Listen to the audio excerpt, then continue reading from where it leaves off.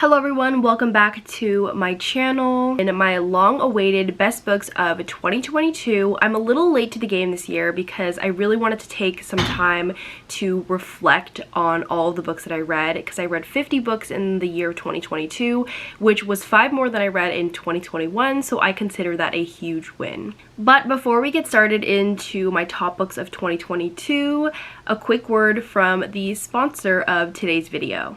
Yes, you heard that right, a sponsor, because today's video is proudly sponsored by Book of the Month. So if you didn't know, Book of the Month is a super popular and fast-growing online book service for readers. Whether you're an avid reader looking for your next 5-star read or someone who just wants to get more into reading in the year of 2023, Book of the Month has something for every person. Their mission has always been to promote new and emerging authors and help readers discover the books that they love.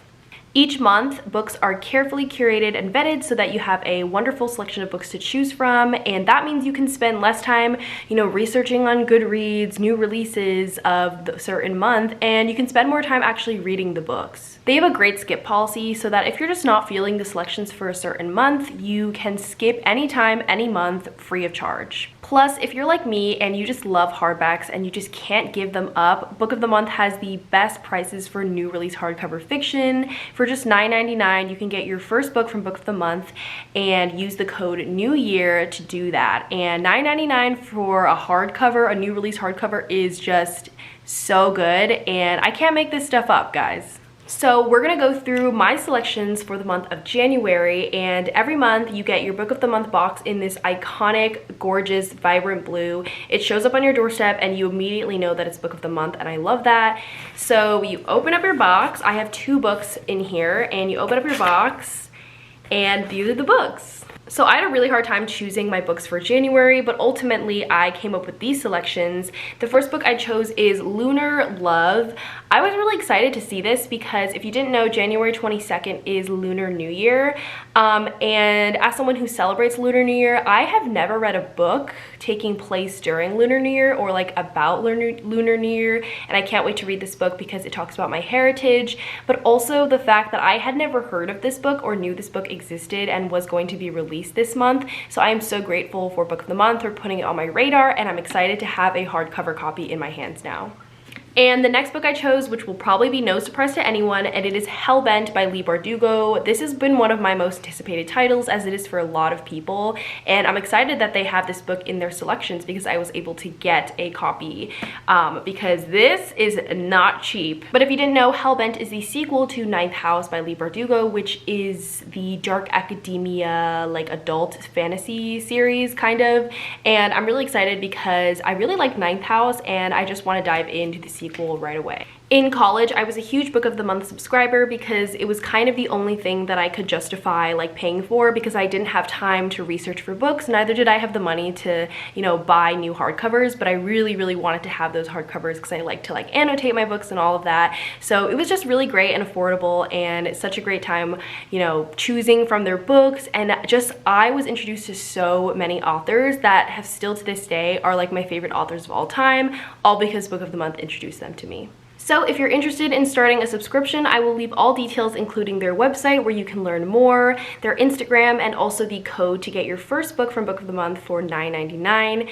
And all the details will be in the description, but thank you so much, Book of the Month, for sponsoring, and let's get back to the video. So 2022 was an exceptionally good reading year for me. I feel like I just had such a good reading year in terms of quality of books, not quantity. My reading goal was originally 100 books, which I didn't quite hit, but I did read half of it, so I do consider that a huge win for me, and especially with the number, the quality of books that I read and just how I had a hard time choosing books even for this video, I consider that a huge win, and I'm just so happy with everything that I read. So for today's video, I chose 5 books out of the 50 books that I read to share with you today as my top books of the entire year.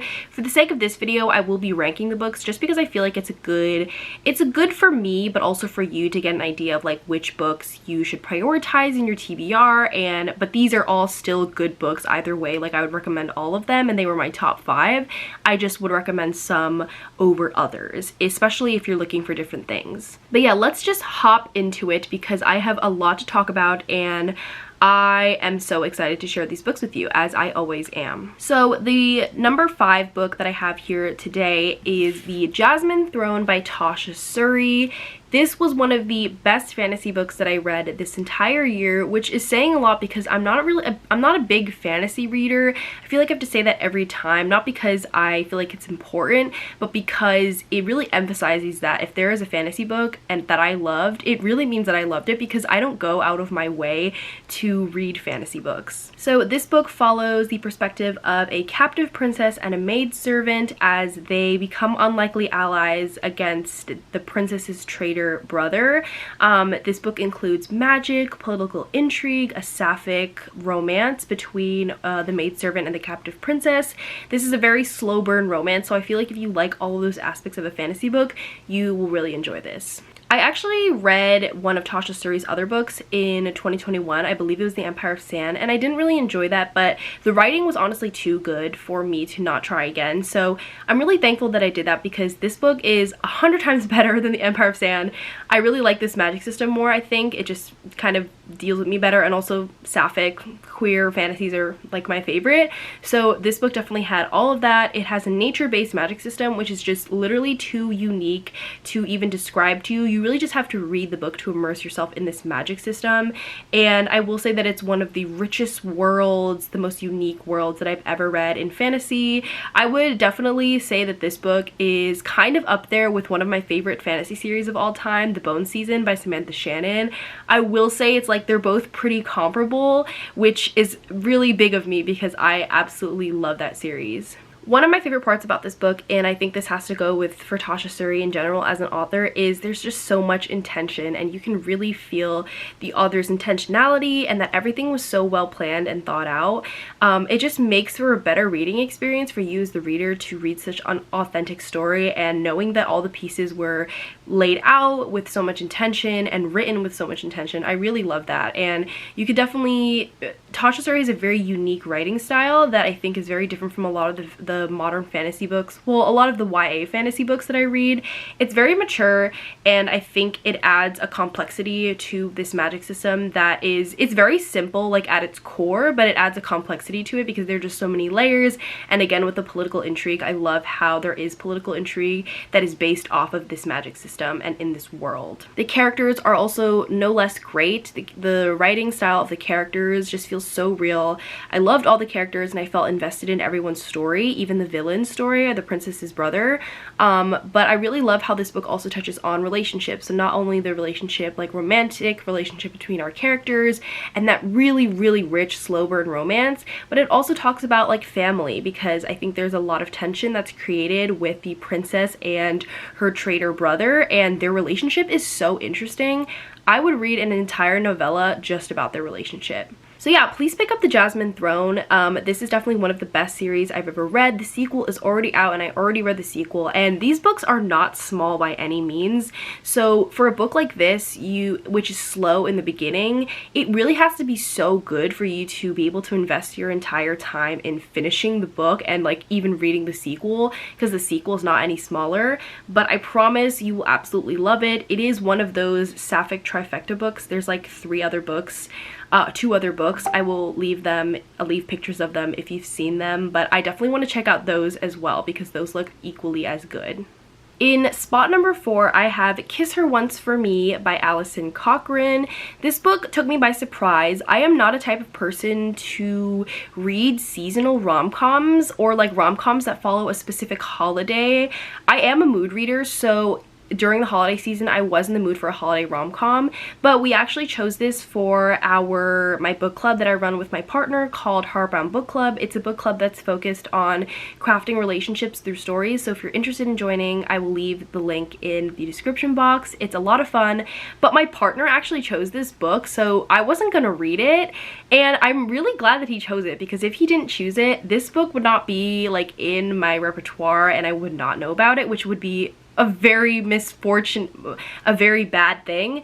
But yeah, this book follows our main character as she gets into a fake relationship with her landlord, but ends up falling in love with his sister. It is everything you could want about a fake dating trope. That is honestly one of my favorite tropes in rom-com these days, but this one has a nice queer like twist to it.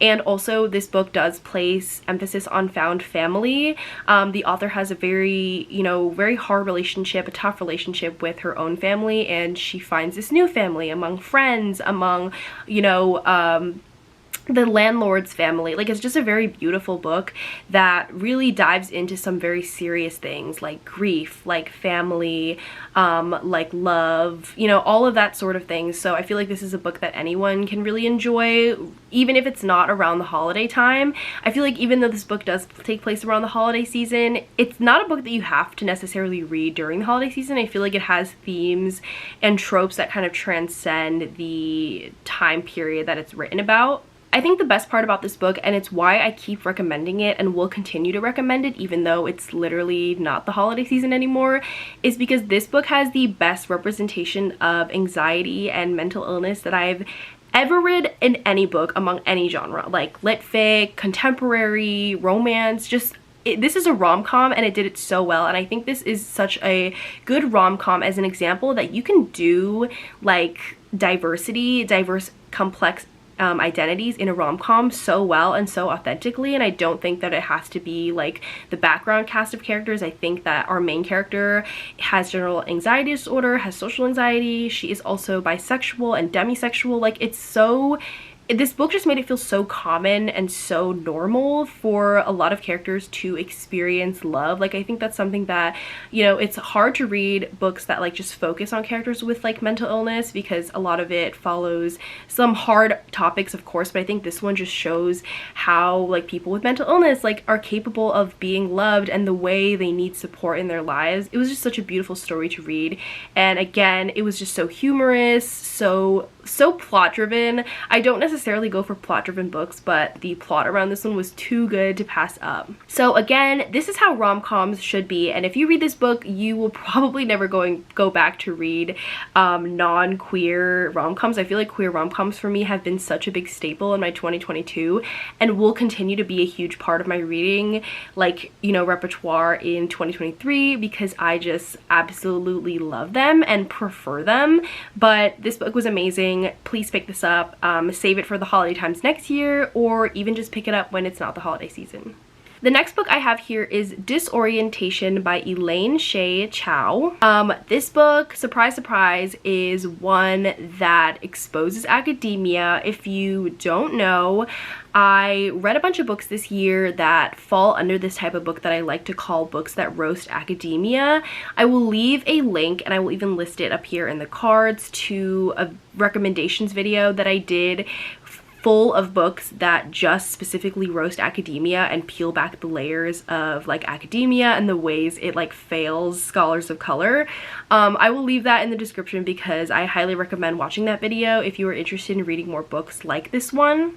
I think especially with social media's role in kind of like promoting this like dark academia phase in our pop culture and everything, I think it's important to, I think a lot of dark academia is romanticizing of academia, and not many people actually look at the actual academia, but rather just romanticize the like books and dark style and uniforms and all that. But I feel like it's much more than that. Academia has a really dark past, and it is even a dark place now for a lot of like people of color or queer scholars. So I would highly recommend kind of looking beyond just the dark academia that you know in our pop culture and reading more books like this that kind of peel back the layers and talk about the colonization of academia over time. So Disorientation follows an English PhD student as she is desperate to finish her dissertation. She is going through some like insane measures to make sure this dissertation gets done because she is sick of it, and she is kind of falling out of love with academia, but she just wants to finish it because of like cultural pressures from her parents, from her family, and just society in general, that she can't just quit her PhD. So this book talks a lot about that. This book is 90% satire, and that's why I'm really hesitant to recommend this book sometimes to people, even though I know that they will love it because I loved it and I think it has some really specific themes, very niche themes that need to be discussed more. But the reason why I'm scared to recommend this to people is because not a lot of people are into satire, as I've learned. I've learned that I am very much into satire. I'm into dry, witty humor, kind of one that like mocks like things and provides commentary, that uses satire as commentary. But if that's not your cup of tea, maybe this book isn't for you. But if you don't really know and you haven't really read many books with satire, I would highly recommend checking this out, because I think it establishes like a new like kind of not genre, but a new field of books that use satire to discuss really important and serious topics. And again, this book is satire heavy. It's not just like sprinkled in there, it's like slap in your face satire. So definitely know that when picking up this book.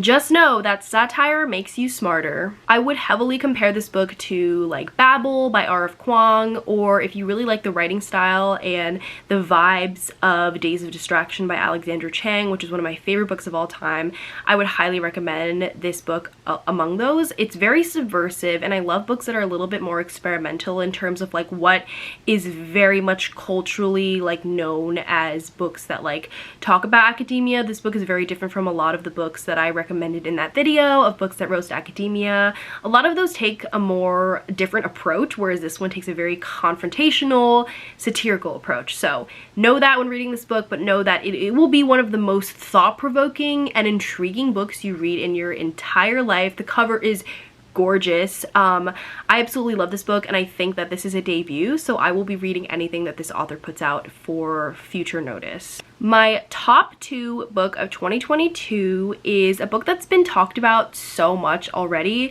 I feel like I'm not adding anything new to the conversation, but I will mention it here. If you are watching this video and you have not read Tomorrow and Tomorrow and Tomorrow by Gabrielle Zevin, we're just gonna call it Tomorrow Times 3 for the sake of me not losing my voice. But Tomorrow Times 3, if you have not read this book and it's been talked about and you've been hearing about it, this is your sign. This is your white hot flashing sign to read this book, because it will be an instant fave, and it will also remind you that Gabrielle Zevin has a lot of backlist titles that are out that you should read as well, because that's what I learned when I discovered this new author while reading this book this year. Also, I forgot to mention that this book is also a book of the month book choice too, as well as Kiss Her Once for Me. So I think 2 books out of this entire video of my best books of the year were book of the month choices. So that just tells you that they're like some type of book fortune teller. I trust all their book choices, and I'm so excited every month to see what books that they like have. So the premise, as I have understood it, of this book is 2 childhood friends that kind of have a falling out when they are younger, and they meet later in life to start a video game business, and they kind of reconnect that way. That's the premise that I would like to share with you all. This is definitely the type of book that I would go in not knowing anything about. It was the same for me. I bought it just because it had a pretty cover, and then I read it. Usually books that have pretty covers are like a shoo-in for me, and they actually end up being pretty good, but that's not the case all the time. But I think for this book, definitely the cover drew me in, and then I read it unexpectedly, and I was just like, why is this my favorite book of all time now, when I literally just picked it up on a whim because I thought it was pretty. I feel like for a lot of people, the idea of video games will turn people off. This book is very video game heavy, I will say that. It does talk a lot about video game culture, about media, being a media personality, video game playing and creation, but I actually really love that. I love that it set the background for this relationship to grow and flourish, and for all of these side characters to be involved, and I really liked how it used that as a jumping off point to talk about many of the things in this story, like grief, love, you know, relationships, found family, all of that good stuff. And I feel like it was a really great kind of universal thing that a lot of people can relate to. And even if you can't, for me, I don't really play video games. I do play some video games, but I'm not really well versed in like video game culture and lingo. I feel like this book was very introspective, and it taught me a lot of things that like you never know. You don't know that you need to know. This book takes some influences off of Shakespeare, and in that same similar way, I think it kind of reads as a modern Shakespeare novel. It is a tragedy, so I would say it is, I mean, it made me sob, so like, I hope that tells you something, that it's just very like sad, and it's a very emotional book, and it's something that when you read, you don't realize has a greater effect on you than you like totally thought it was. I thought reading this book I was just gonna read like a story and it would be like a cool story, but it definitely left an effect on me. I made my partner read it. He also cried. So definitely read this book if you're looking for like a knee-jerk reaction and just to kind of go out of your comfort zone a little bit in reading books about video games, a topic that you never knew you might be interested in. Again, there's not much I can say about this book that like hasn't been said already in like a ton of other people's best books of 2022 videos, so just read this book and then come back and tell me that you enjoyed it. And for my best book of 2022, this was the last book that I read of the year. Wow, one of the last books. It was like the second to last book that I read this last year. But my best book of the year was Lessons in Chemistry by Bonnie Garmus. Again, another book that I just picked up on a whim. I was literally perusing through Barnes & Nobles and I really like the title of this book, Lessons in Chemistry, because again, I think one thing that really draws me in for any type of book is a book that talks about academia, and surprise surprise, this one does as well. So the title really drew me in, but also the fact that, look at this is the Barnes & Nobles like collector's edition, so it has the sprayed edges and then it has the really beautiful periodic table end pages. Absolutely gorgeous. But yeah, this is another book that, oh my god, my stomach is talking to me. Yes, this is another book that talks about academia, and of course it ended up being on this list, so surprised. This book is very character driven. It is 100% character driven. I would classify it as one of those books, it's like no plot, just vibes, but this takes character driven books to the next level. This book follows the brain of someone who is just inherently intelligent and logical, and the way that she thinks is so different from the way that I think. That I thought it like provided like an entirely new perspective. Our main character, Elizabeth Zott, this book follows a chemist named Elizabeth Zott as she is trying to assert herself and establish herself in this male-dominated field of academia, and it also has a little like twisty twist. I'm not going to tell you, but if you read the synopsis you'll know. But yeah, it does dive into a little bit of like media and TV kind of thing in the 1950s. This book does take place in the 1950s, which I thought was a really nice just twist for me. I feel like a lot of the books from academia have been modern academia, like our world now, and like confronting like whiteness in academia now, but I feel like this one is like in the 1950s and it's just a very different setting for me, and I absolutely loved it. I know this book is like pretty big, but it's just like not talked about on socials, so I kind of want to bring it to the forefront of socials. This book is already being adapted as an Apple TV series starring Brie Larson, so you know this book is gonna like blow up, so you better get ahead of it before it becomes what everyone is talking about, because it definitely will be.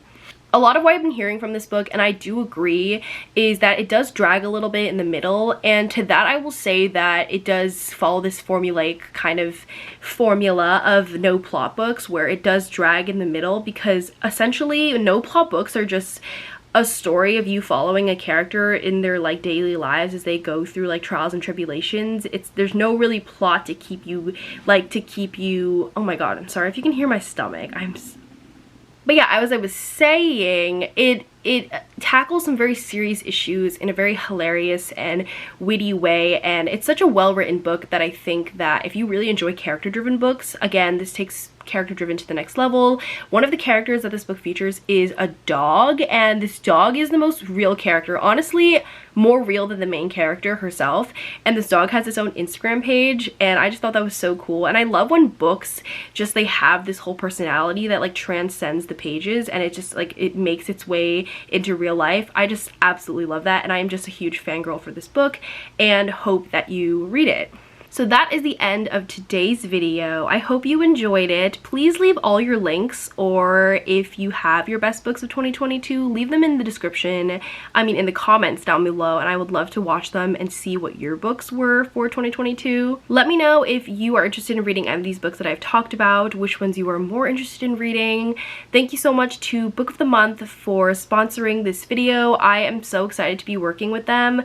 I love their book choices, and I know for a fact that one of their book choices for 2023 will make it onto my best books of the year list, just because they are just so good at choosing books and kind of knowing which books are going to be like the best of your year.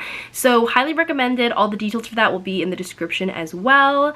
And if you like this video, give it a thumbs up. Don't forget to subscribe, and I will see you on the next one. Bye.